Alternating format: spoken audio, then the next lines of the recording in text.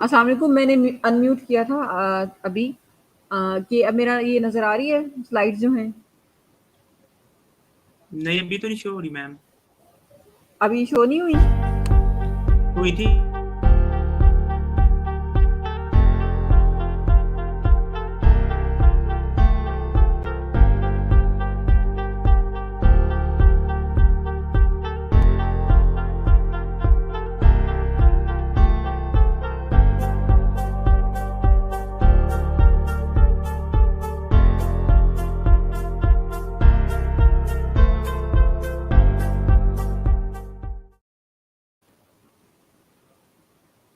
بسم اللہ الرحمن الرحیم. السلام علیکم dear PGS aspirants and all connected members.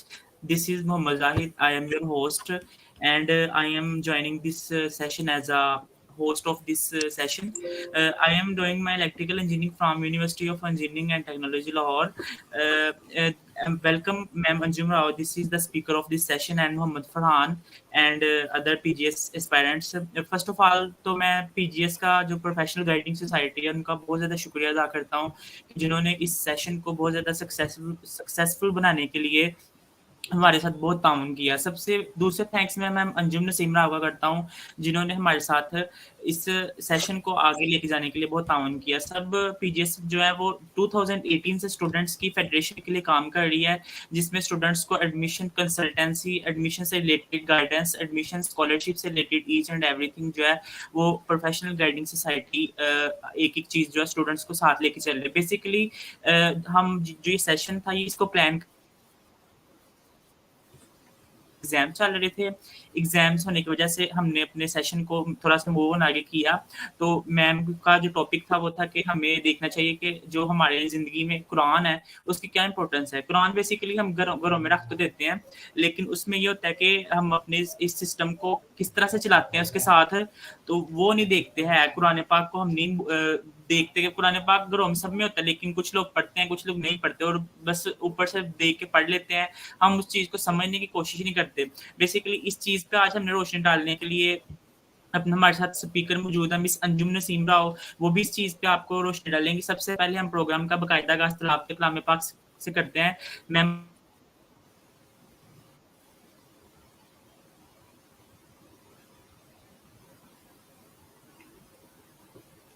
پاک سے منٹ کا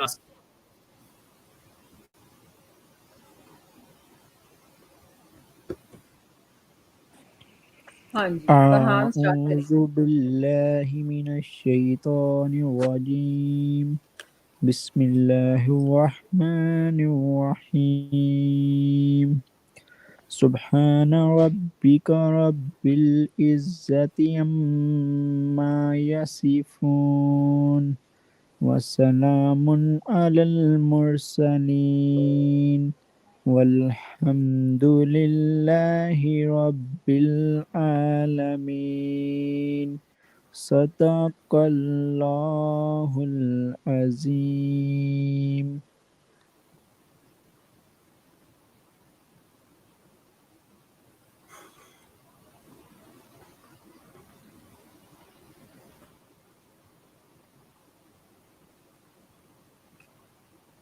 جزاک اللہ.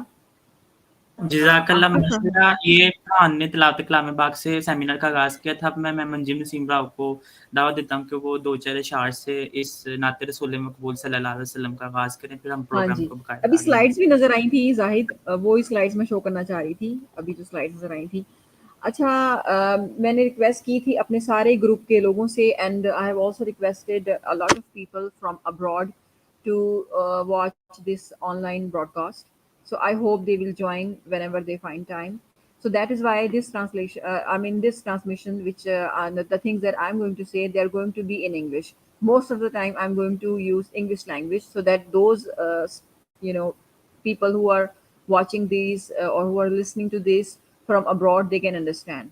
But of course, for people in Pakistan, they can understand Urdu language as well. So I want to start from something nice, like I am reciting one naat these days very much in my home also. So I just want to say a few verses of those naat, and then I will start this session of importance of Holy Quran and lessons from the Quran. because I'm English language teacher in UET Narowal, and also I am PhD TESOL student at University Technology Malaysia, and currently I am doing my PhD from Malaysia, and I have written three chapters of my thesis, and my exam is due.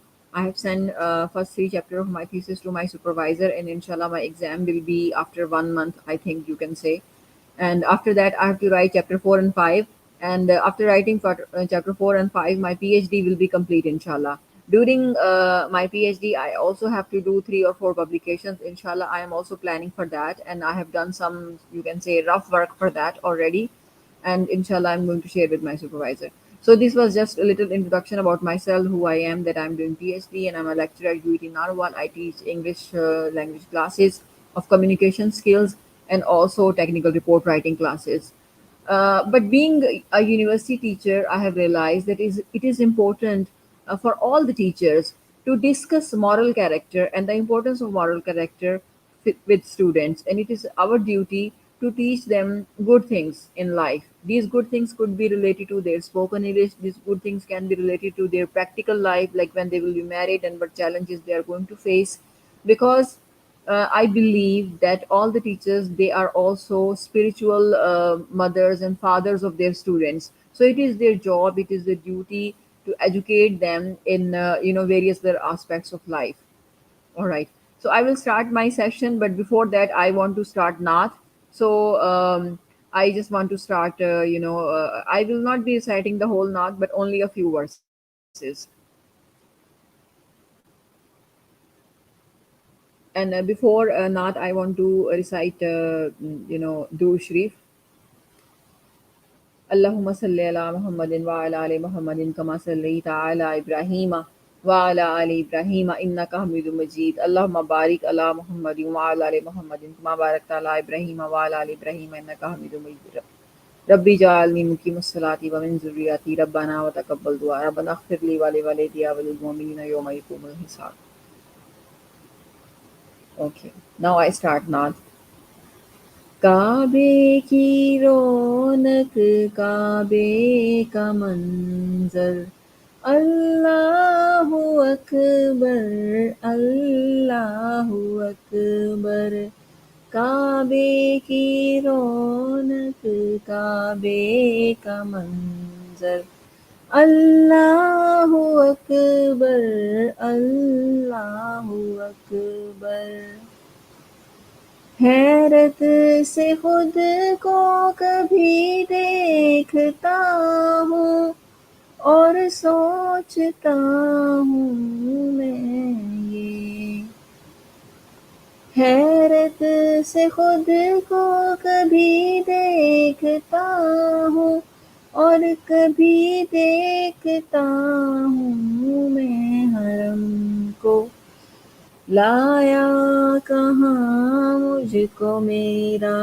मुकद्दर अल्लाहु अकबर अल्लाहु अकबर अल्लाहु अकबर अल्लाहु Akbar. Okay, thank you all. I just wanted to recite it this and the meaning माशाल्लाह of जज़ाकल्लाह this. Ma'am बहुत प्यारी Okay, आवाज़ है आपकी. Now you okay, can thank you start so the much. session And the and meaning of these. Oh, okay. Thank you so much, जज़ाकल्लाह. Mohammed Zahid. Mohammed Zahid is my student, and he's also a wonderful host. He's already conducted one seminar, one webinar before, and this is the second in the series.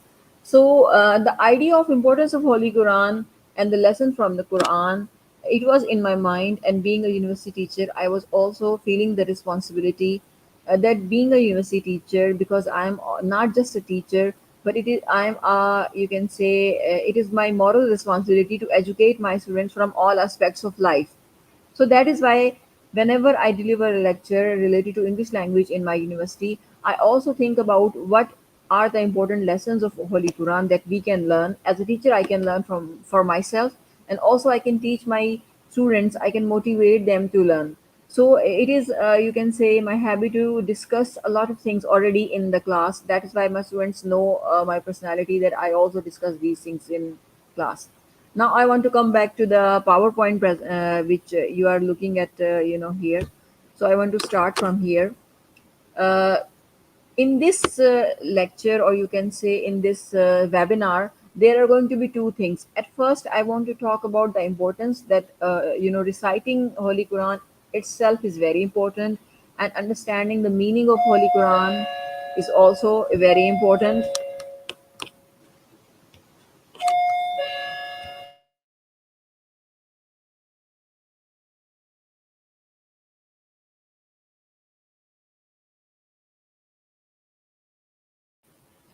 So the second thing that I'm going to discuss is lessons from the Quran. In fact, in Quran there are so many stories of different holy prophets, and from there what lessons can we learn. They all are very important. So the first thing that I'm going to talk about is why it is important for all of us to read Quran. you know uh, Reading Quran is very important because it is the book by Allah subhanahu wa ta'ala. It is the kalam of Allah subhanahu wa ta'ala. The things that are in Quran, these are directly, you can say, sayings of Allah subhanahu wa ta'ala, and Allah has revealed this Quran on our holy prophet, peace be upon him, through the through a messenger, and through an angel, Hazrat Jibrail. And through Jibrail, this Quran was brought to our holy prophet. It was revealed to our holy prophet, and our holy prophet sallallahu alaihi wasallam has taught us to recite Quran. So reciting itself, just reciting it after every prayer and during prayers, is also very beneficial. But also, because we are from Urdu speaking background, Arabic language is not our first language, so it is important for us to make an effort and to understand the meaning of Holy Quran. Because why? Because the Holy Quran, it contains Allah's message. Uh, it tells people how to act appropriately in their certain spheres, in their domains. If you are a teacher, how to act. If you are a student, how to act. If you become a husband, what are your responsibilities? If you are a wife, then what are the roles you are going to take up in your practical life. So this book of Allah subhanahu wa ta'ala has so many commandments for us, so many rules and regulations for us. We have to follow them, but only we can follow them if we understand them. And how can we understand if we don't even read them? So it all starts from reading and reciting Holy Quran, understanding its meaning in Urdu language, and then thinking about it, reflecting that what is important. And in everyday life, we have to think about it, that what are the things that we are missing, what are the rules and regulation of Holy Quran that we know but we are not implementing in our life. Because just reading will not help. If you are just reading Quran, it is not going to help. It is important for us to reflect about it, think about it, and make changes to our lifestyle, because it is also very important. Quran encourages us to worship only Allah subhanahu wa ta'ala, because we cannot share any partner with Allah subhanahu wa ta'ala. It is called shirk, and it is the worst thing one can do. Allah has completely forbidden. We could not ascribe any partner to Allah subhanahu wa ta'ala, because He is the only Lord that we obey and we pray. And from Allah we ask our prayers. Anything we want in our life, we pray to Allah subhanahu wa ta'ala to give us that thing, and Allah subhanahu wa ta'ala gives us that thing. So we should have a strong connection with Allah subhanahu wa ta'ala.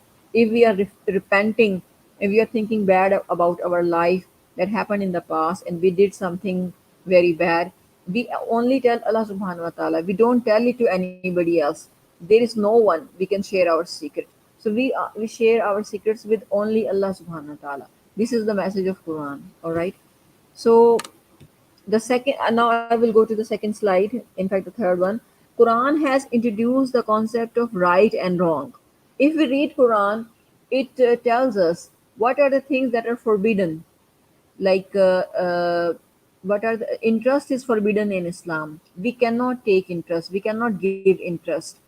It is not halal, it is actually haram. So the concept of halal and haram, it comes from Quran, and also from hadith, and also from sayings of our holy prophet, peace be upon him. But first and the foremost principle that helps us in improving our lifestyle, in understanding what is right for us, what is wrong for us, that is Holy Quran. So learning of Quran is tantamount to acquiring taqwa. Taqwa is actually fear of Allah subhanahu wa ta'ala in everything we do. And we have so much fear of Allah subhanahu wa ta'ala that we become very, very pious. We become very, very noble.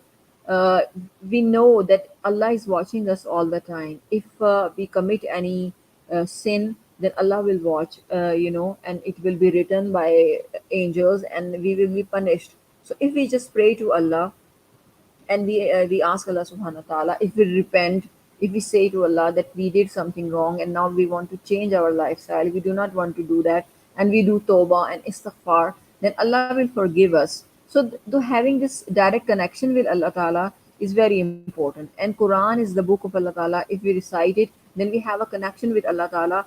And there are so many sins which are always there, and so many human beings, they are involved in committing those sins. If we recite Quran, then we will be away from those sins. We will not have time, and Allah will also give us the way, or Allah will also teach us the way to stay away from those sins, such as interest, such as adultery, such as all those bad things that are especially Quran also teaches us to remain pious, to remain clean, because those who are clean, only they can touch Quran. So Quran is also teaching us not to involve in something which are lustful or which are haram, and which are actually sinful.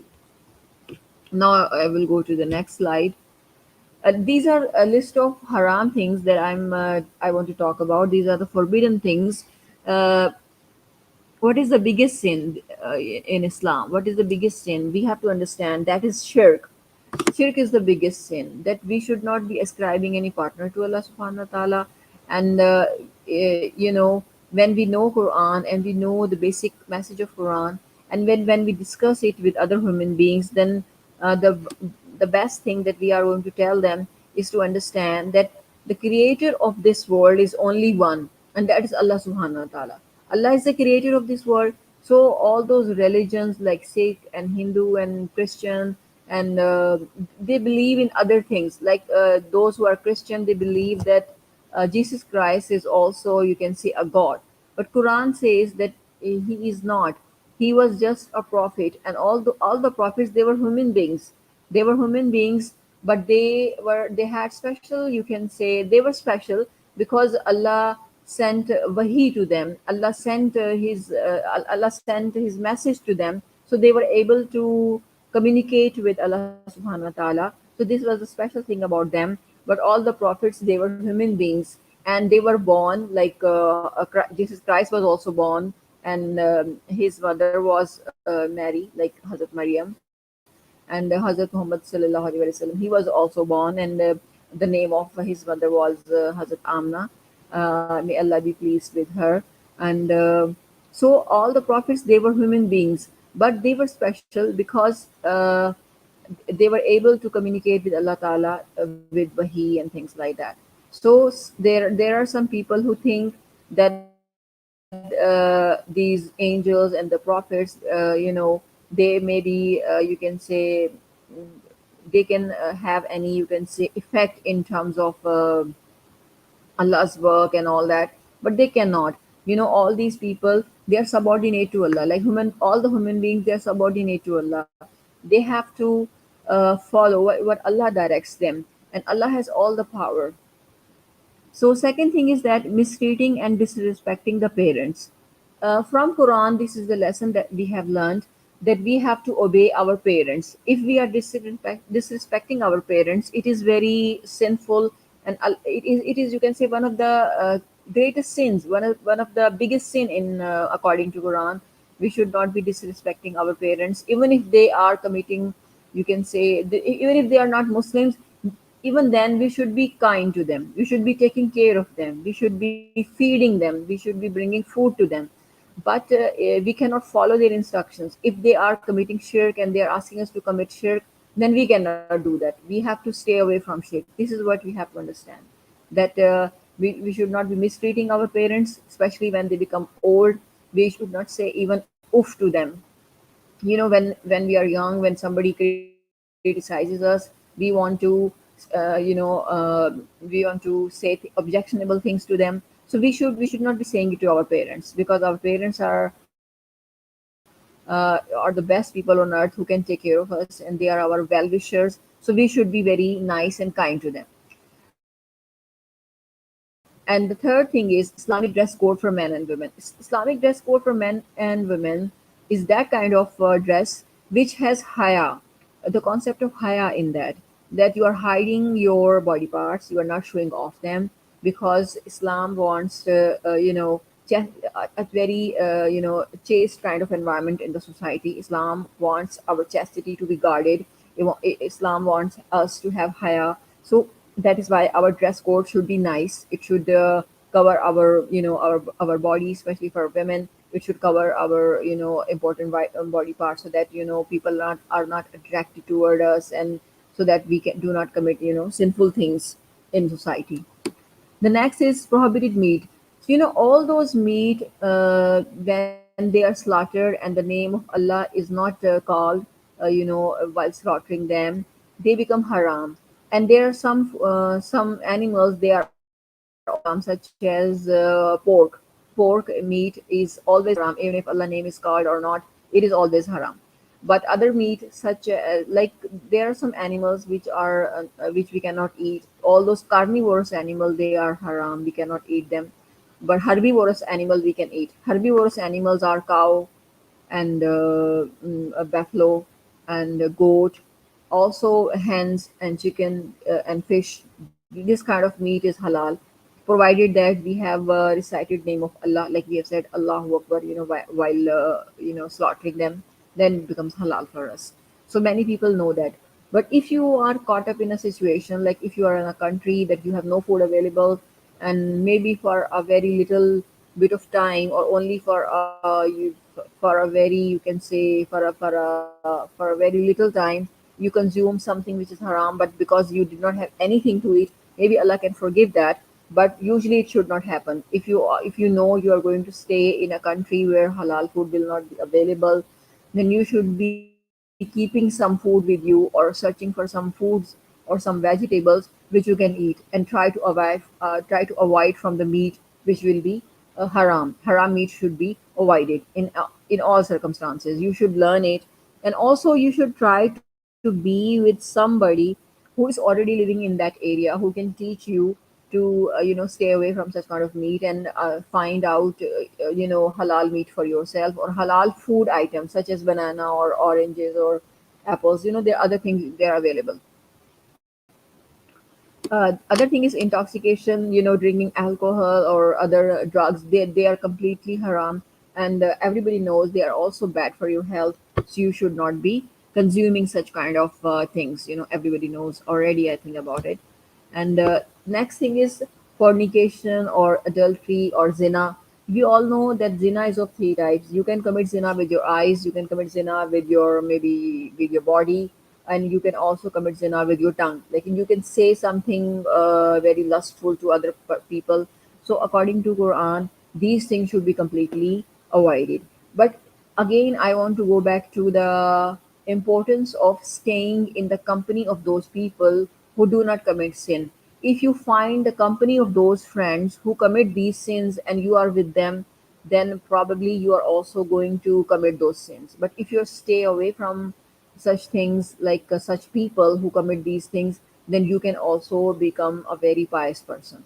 So you should realize this as you grow older, that with whom you are going to make friends, because your iman is just like the iman of your own friend, because you're following the iman of your friend.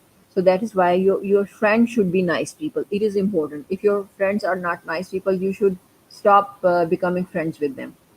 Next thing is gambling. Gambling, we know, gambling is when you're playing something, you also bring in money. Like, you're playing a game, but you take money and then you play a game. So then it becomes gambling, and this is completely forbidden.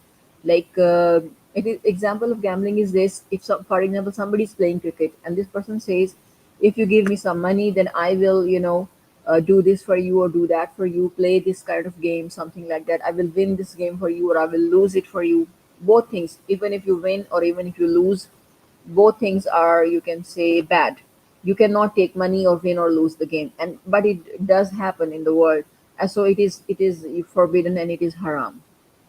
Interest and usury. Interest is actually sood. In our language we call it sood, and in Arabic language it's riba. So when you lend money to someone and you ask this person that you have to pay me back something extra, like, You lend someone $100, but then you say when you return this $100, pay something extra, like $10 extra. So that becomes in sood, or you can say interest, and that is completely forbidden. There are other ways. Our banking system is also based on sood, but I don't know how we can justify it. But we should find ways. We should learn, or our economy should be so much stable so that we can fight with the banking system, and we can have interest free banking system. We need to work on this as well. Injustice and transgression, zulm, like if we are taking somebody something without their will, that is called as zulm. If we are like stealing someone something, or if we are trying to harm someone, the property of someone, or anything which somebody has, or it belongs to someone, and we are taking it through oppression, that is called zulm. Such as people in Kashmir or Palestine, they are having their own property, they are having their own land, but some people, they try to usurp their property, usurp their land, or mistreat their women, for example, rape their women, something like that. That is called as zulm. Next thing that is forbidden in Islam and Quran is same-sex relationship, gay. The Qawm Lut, they did this act, and Allah stoned them to death. So this is also completely forbidden thing. This should not happen. Next is black magic and fortune telling. Some people just go to fortune tellers and they ask them, please look at my hand, tell me how much days I'm going to live, and how many marriages will I have, and how many kids will I have. If you go to such person and you believe what they say, this is completely forbidden. The next thing is living the 5 daily prayers. 5 daily prayers, they are very, very important. But I see a lot of people, a lot of Muslims, they leaving the prayers, and they still think they're Muslim. In fact, if the difference between a kafir and a Muslim is leaving the prayers, the people who leave the prayers, they are kafir, they are not Muslim. But so this thing should be very much clear to everyone, that we should be, you should be offering our prayers regularly. It is very important. Now I will go to the next slide. There are some stories of the Holy Prophet, and there are some lessons. Like Prophet Ibrahim had a very tough relationship with his father. The father used to make statues, and these statues were sold in the market so that people could worship them as God. So he used to make these statues, and it was his business. So Prophet Ibrahim, he had a very tough relationship with his father. In our lives, it also happens that some people, they have a tough relationship with their father. The father is involved in such type of business or such type of work that the son does not want to, you can say, obey his father. So it becomes very difficult, because according to Quran, even if like you have differences with your father, you still respect them, you still try to feed them, you still try to do your duty. So later, what happened? Hazrat Ibrahim, Prophet Ibrahim, was thrown in the fire. So but Allah saved his life, and he came out of fire. The fire became all roses for him. So there is a lesson for us.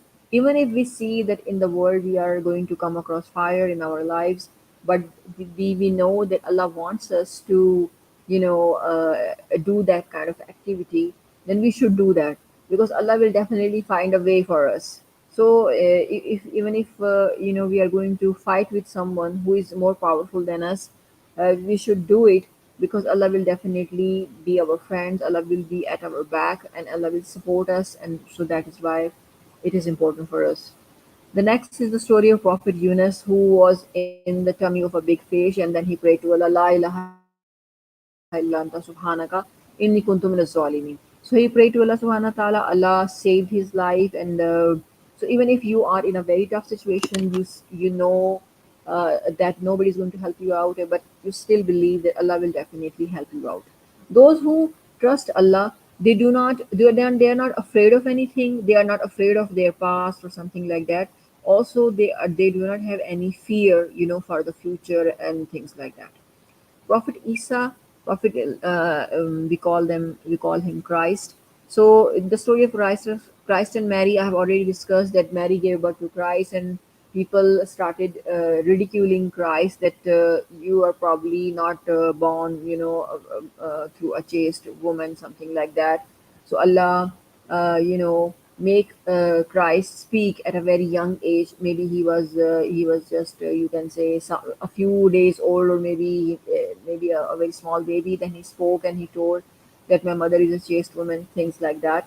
And this the next story is Prophet Musa, um, Prophet Moses, Pharaoh and magicians, and Pharaoh.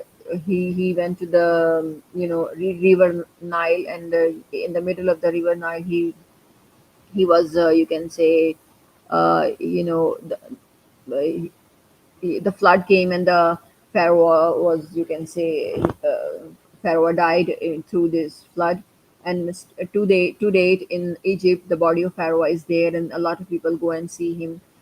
So Allah helped Prophet Musa. When Prophet Musa was going to cross River Nile, there was you can say nothing, and Prophet Musa just prayed to Allah Taala, and Allah made a way through the river. So if you pray to Allah, even if there is no place, nothing like Allah can find a way for you, even in the water. Allah knows how to do it. We don't know. For us, it is very difficult to imagine how this would have happened, but this is part of a story in Quran, so probably this must have happened. So definitely, it is part of our religion. It is part of our iman that this has happened, and Pharaoh is dead. So he is over there in Egypt. So we can see the reminiscence of Pharaoh. It is over there. Prophet Suleiman and Queen Saba. The story of Prophet Suleiman and Queen Saba is also very famous. Hazrat Suleiman was able to talk to all the animals, like he was able to talk to ants, and he was able to talk to other, birds, and even jinns. He was able to talk to them.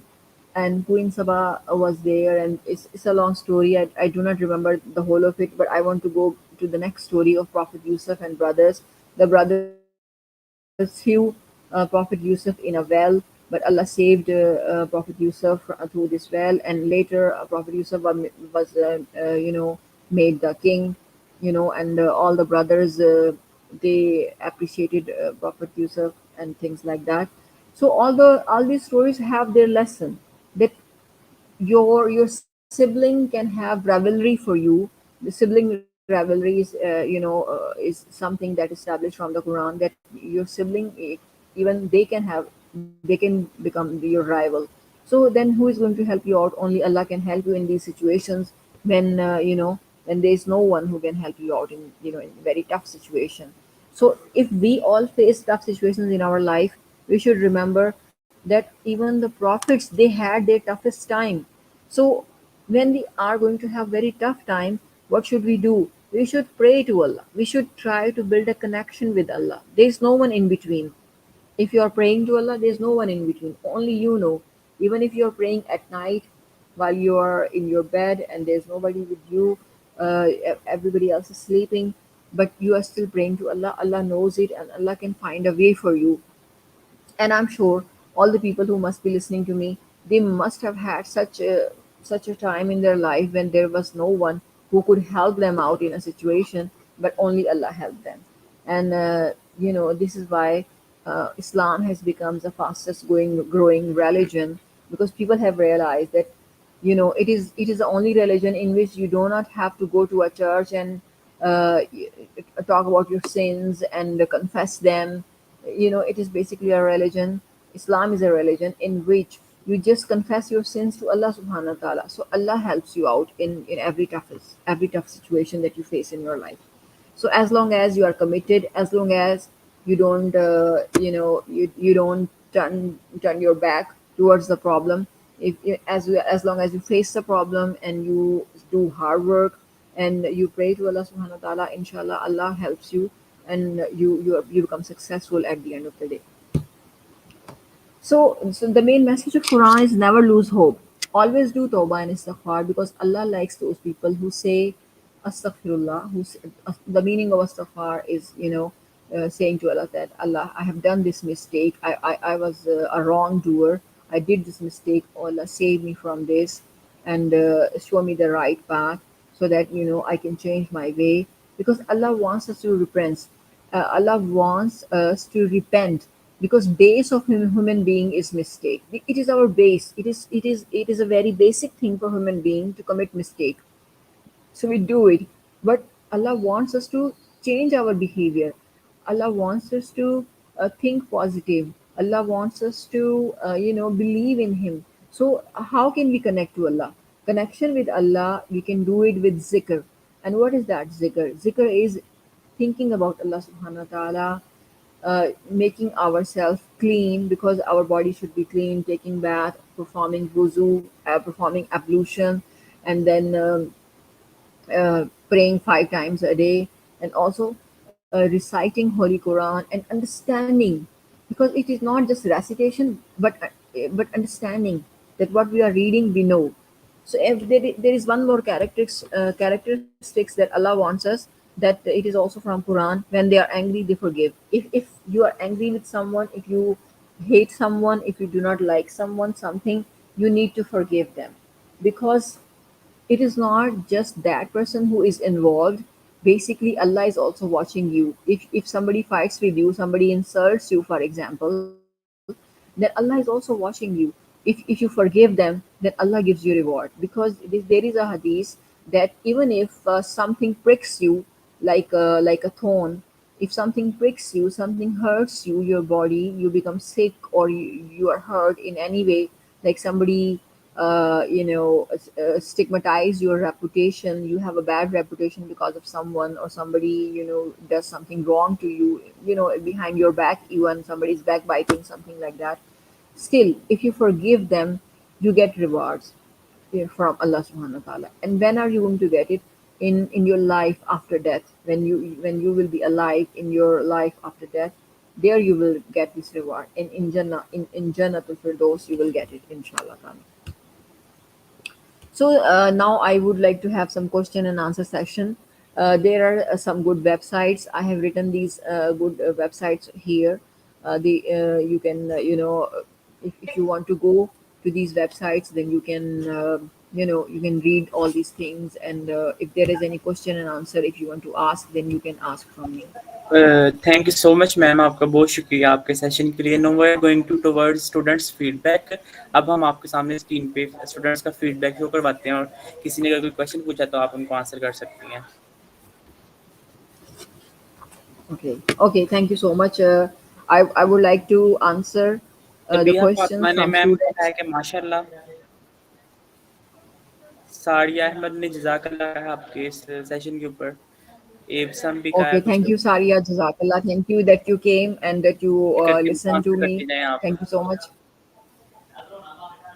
I had requested a lot of, you can say, my friends and people that I know of from different countries also.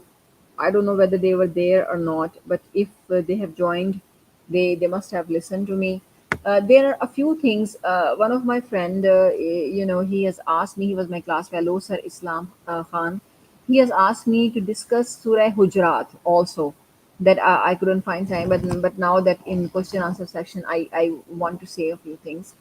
That as far as making of a home is concerned, like once you are married and you have your own home and your life, then there are certain rules and regulation that we should know. I want to say them in my own way. Like I'm not reciting Quran or directly from Quran, but I'm just sharing my personal point of view also over here.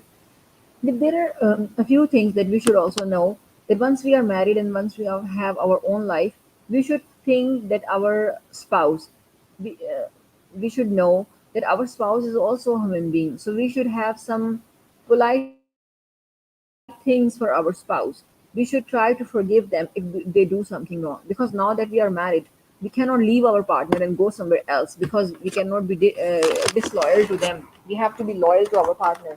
So in order to live this life of a married relationship, it is very difficult, because once you are Excuse married, me, ma'am. you Hamza is are asking in a question. Are in a there any kind of dress forms that are haram for men? Hamza ये question पूछा है. इसको answer करते हैं आप. Hamza, for men, they should be covering their body, till their knees, up to their knees, when they're when they're even offering prayers, up to their knees or a little bit down, they should cover their body. And haram things, that for men, they should From not be wearing Sania. red color. Also, silky dress they should not wear. I think silky dress a man should not wear. A red color also not, and gold a man cannot wear. A man is in Islam. A man is not supposed to wear gold. They can wear platinum or silver or any other metal, but gold they are not supposed to wear. So I was talking about a few things that one should not be judgmental in their life. Once you are married, even if you are married or not, you should not be judging other people so very much. And if you have something bad in your mind about them, then you should not be saying it to everyone out there. Because if you are doing backbiting about your spouse or about anybody else, then these things are spread very quickly, and this create a very bad image for other people. And creating a bad image for somebody else, be it your partner or be it somebody else, is also a very bad thing in Islam. Because once the bad image of a person is created, that it becomes very bad, that becomes very difficult for that person to survive in life. So the image of a person is very important. We should not be judgmental. Even if somebody has done something wrong to us, we should still be kind to them, and we should still be thinking maybe it was just a misunderstanding, or maybe it just happened because Allah wanted to see our reaction, that how strong reaction we are going to give it to people.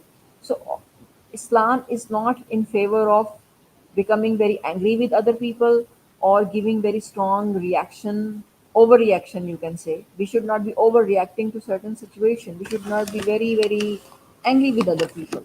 Rather, we should control our anger, because if we control our anger, we can still think correct things. But if we are very, very angry, then maybe we are, due to anger, our intelligence can be completely wiped out and can be completely finished. So if we want to become an intelligent person, there are two things we must stick to. One, we should not be laughing all the time. If you are laughing all the time, we can commit any problem or mistake, or we can conduct something wrong. It can happen to us. So there is also a hadith about it, that our Holy Prophet peace be upon him said that there is that I give you the guarantee of a house in Jannah if you do not say things that are a lie, even if you are telling jokes, or if you are making fun of someone, or in a very pleasant way. So when you are even trying to please other people, you should not be saying things that are a lie. So you should not be telling lies. Telling lies can be wrong. So you should not try to please everybody all the time, or you should not try to tell jokes all the time, or you should not be laughing all the time. These all things, that kind of you can say behavior is not good, is not acceptable in Islam. The second thing is you should remain serious at all times, and you should stay away from things that waste your time. You should not be wasting your time. One thing that wastes our time is listening to music. We should try very hard that we do not have music in everyday affairs. We are having music like on WhatsApp, on if you are watching people's status, they are playing music there. So this should not happen. Music should not happen over there. If music is there, we should stay away from them. This is also from Quran, from Islam, that we should stay away from music. Okay, Zahid, if you want to have if you are still there, if you want to ask any question. आपका जज़ाकल्लाह आपके time का PGS team आपका बहुत शुक्रिया अदा करते हैं कि आपने अपने कीमती टाइम में से हमारे लिए टाइम निकाला और आपने माशाल्लाह Okay. Muhammad Munibur Rahman is asking how to control the judgmental thought. In fact, judgmental thoughts are going to be always there. Like, for example, you are a married person, you are a wife, and your wife does something wrong. She is, suppose, doing anything. She's checking her mobile all the time. You might be thinking she's contacted some boy, she's contacted some man. So, that sinful thing, that Satan is with us, and he's going to trap our mind all the time. So he can create confusion, he can create false judgment in our behavior, that we are judging other person. See, if you see someone using mobile, you can be suspicious about them. You can think this person is involving any fishy activity, in a sinful activity. But this cannot be right. right. This can be right, but this can be wrong also. So we should not be thinking bad about other people, because some things, like if we are thinking bad about other people, they become very sinful act. So we should not. And if we should try to find a justification. We should try to search that with whom this person is talking, with whom this girl is talking. We can ask a question directly: with whom are you talking? Why are you using your mobile again and again? Okay, if this person tells you that why this person is using mobile, you should be contented with their answer, because all those who believe in Allah, they are contented people. They are not the people who are not contented and they are having suspicious, you can say, mind. We should not have a suspicious mind. We should control our mind. We should not be thinking negative all the time. We should rather be thinking positive. Maybe this person is listening to Quran. If somebody is using mobile all again and again, maybe this person is watching Naat, or maybe this person is watching Quran video. So we should not be thinking that this person is contacting some boy or something like that. If we allow our brain to think about negative things, then our brain will teach us to do something wrong, something vicious. We can attack other people on the basis of our thinking. So we should not be judgmental. We should not be thinking wrong about other people, unless something very openly wrong happens in front of us.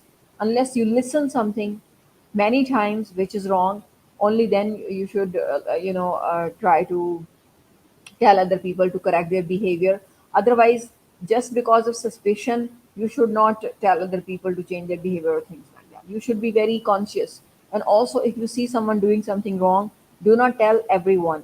Do not try to create a bad image for them, because this person might change his or her behavior. If somebody is using mobile for bad purposes, maybe after 1 week this person will do istighfar and tawbah and leave that thing.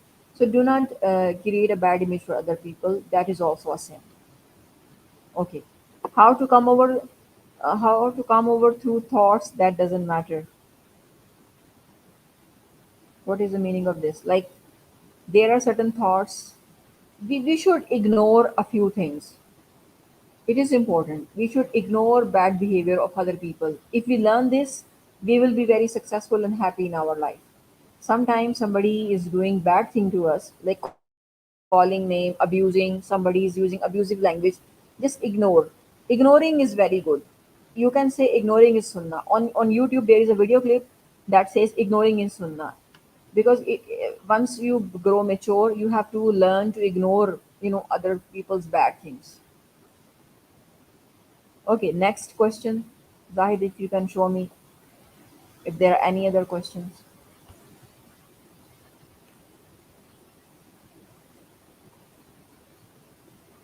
How can we have balance in relationship? Okay, this question is from my sister. She's my elder sister, Amy Amara, and she's asking me this question. Uh, it is very, it is a few things are not easy. Balancing in relationship is not easy. Especially in a marriage relationship or in a friendship relationship, or when you are doing job, at all those places, balance is not easy. It is difficult. But how do we learn it? If we know that lesson from Quran is to keep yourself distance from other people and ignore, the best thing that we can do is ignore a lot of things, because we do not know the intention of other people. If somebody is blaming someone for something that other person has not done, for example, a husband is blaming the wife for something that she has never done or she has never thought. She is a very chaste woman, she is a very pious woman. So what could be the punishment? The best punishment you can give is forgive them, because Allah will give you reward. If you forgive them, then Allah will give you reward, and Allah will give you reward that is going to be jameel, that is going to be beautiful. That is why in Quran it is said sabrun jamilun. The punishment is forgive everyone. If you forgive, then Allah will give you reward. The reward is going to be very, very beautiful, and it is going to be nothing but Jannatul Firdaus. So also teach your children that if somebody does something bad to you, do not be angry. Shaitan wants us to be angry with other people, and Allah wants us to forgive. The Holy Prophet, peace be upon him, sallallahu alaihi wasallam, said, if somebody does not fight with other people, even if somebody is right, even if you are right, but you do not fight, you choose to stay away from fighting, then you are granted the guarantee of a place, or maybe a palace in Jannah, or a home in Jannah. You can get a home in Jannatul Firdaus, inshallah, if you forgive other people, even if you are right, you are not wrong.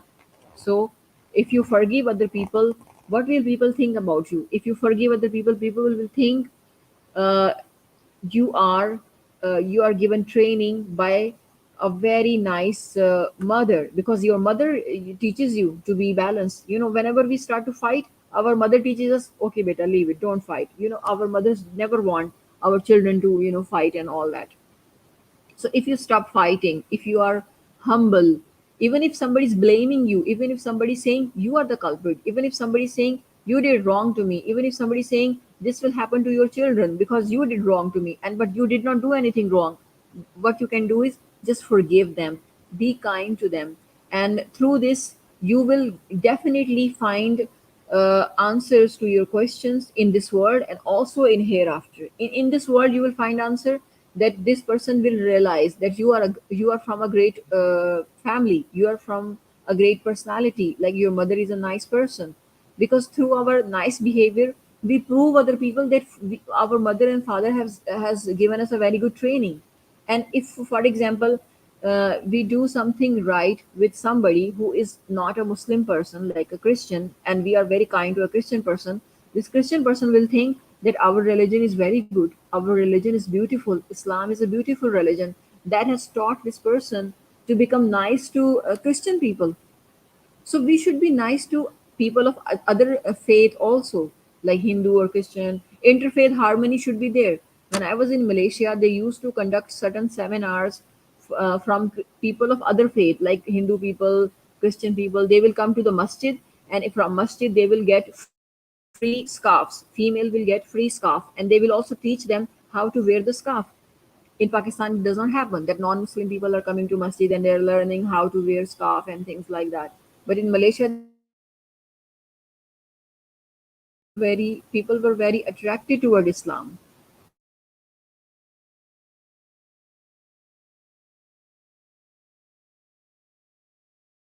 बहुत So, I शुक्रिया ma'am mean, आपका। ये comment आपने माशाल्लाह कुरान मजीद को सीखने का बेहतरीन तरीका है, ये शोएब ने कहा है। तो माशाल्लाह बहुत इन्फॉर्मेटिव सेशन रहा आपका, बहुत अच्छा लोगों ने रिस्पांस दिया है। आपकी बातें भी माशाल्लाह से बहुत अच्छी लगी हैं स्टूडेंट्स को। तो इंशाल्लाह नेक्स्ट भी हम उम्मीद है कि इस तरह से आपका बहुत-बहुत शुक्रिया okay, ma'am. I really want to thank Muhammad Zahid. Thank you so much, Muhammad Zahid. You are a very kind person. Allah give you a reward for conducting this session, and may Allah open the brain of all those people, open the heart of all those people towards Quran, so that my mother is also a Quran teacher. She used to teach Quran to other people. May Allah forgive her, and Allah increase her rank in Jannatul Firdaus. She is still alive. Please pray for her health, and also please pray for my PhD also. I want to complete it as soon as possible, and I pray for all of you, especially for my students, to get good grades, inshallah. A grade, inshallah, you will get it. Inshallah. इंशाल्लाह ma'am, जज़ाकल्लाह, बहुत शुक्रिया ma'am आपका। इंशाल्लाह next भी हम इस तरह से कोशिश करते रहेंगे ताकि लोगों And तक maximum. thanks to Ali Bhai also, I think, who has made StreamYard and all these things. I think he's the one. बहुत thank you so much ma'am. No we are winding up the session. For the technical आपके time support. का बहुत शुक्रिया ma'am. Okay. Thank you so much. अल्लाह हाफ़िज़। Okay. Thank you, everyone. We are saying Allah Hafiz to everyone. Okay. Thank you.